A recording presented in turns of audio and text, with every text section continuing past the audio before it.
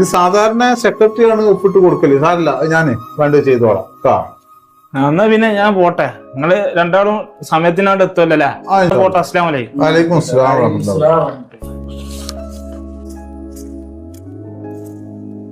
President ഇല്ലേ അവിടെ? അവിടെ ഉണ്ടാവും. നിങ്ങളിത് സെക്രട്ടറിയോട് വിവരങ്ങൾ പറഞ്ഞു. അസ്സലാമു അലൈക്കും. വലൈക്കും അസ്സലാം വറഹ്മത്തുള്ളാഹി വബറകാതുഹു.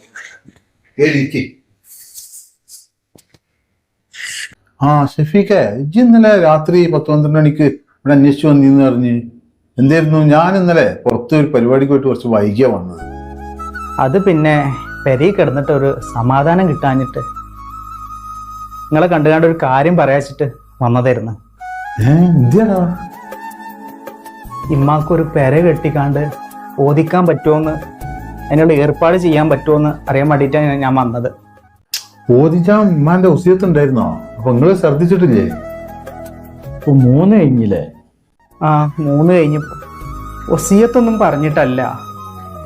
ഈ രാത്രി ആയി കഴിഞ്ഞാല് ഞങ്ങള് മക്കളെല്ലാരും കൂടി ഇങ്ങനെ നമ്മളാ വീട്ടിൽ കഴിയുമ്പോ ഉമ്മാന്റെ കാര്യം ആലോചിക്കുമ്പോള് അത് സഹിക്കാൻ പറ്റുന്നില്ല. ഉമ്മ ഇപ്പൊ എവിടെ കിടക്കണത്? 3 മാസമാണ് ഞങ്ങളെ പെരയില് ഉമ്മ നെല്ലഞ്ചേൽക്ക് നിന്നത്. ജീവിച്ച പൂതി കേട്ടക്കണം ഉമ്മാക്ക്.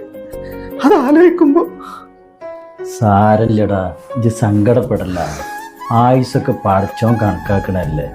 എന്നായാലും ഞമ്മക്ക് എല്ലാവർക്കും പോണ്ടേ?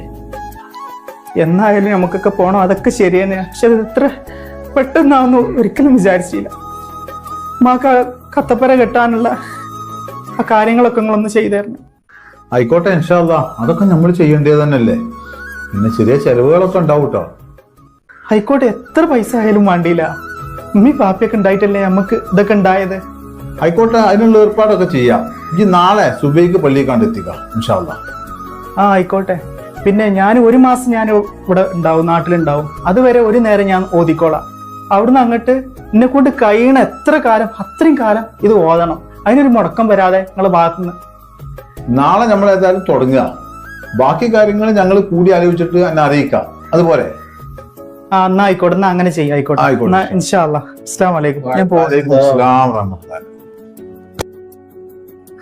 മൈനാജി, ഇന്നത്തെ കാലത്ത് ഇങ്ങനത്തെ കുട്ടികളെ കിട്ടാൻ ആ ഉമ്മ എത്ര പുണ്യം ചെയ്തിട്ടുണ്ടാവും എന്നാണ് ഞാൻ ആലോചിച്ചത്. അതൊക്കെ വലിയ കാര്യം തന്നെ. മറവ് ചെയ്ത് കണ്ടാണ്ട് പോയിട്ട് പിന്നെ തിരിഞ്ഞു നോക്കാത്ത എത്ര മക്കളുണ്ട് നമ്മുടെ നാട്ടില്. ഏതായാലും ആ കുട്ടിക്ക് ദീർഘായുസ്സും ആരോഗ്യം ആഫിയത്തും അല്ലാഹു പ്രദാനം ചെയ്യട്ടെ. ആമീൻ.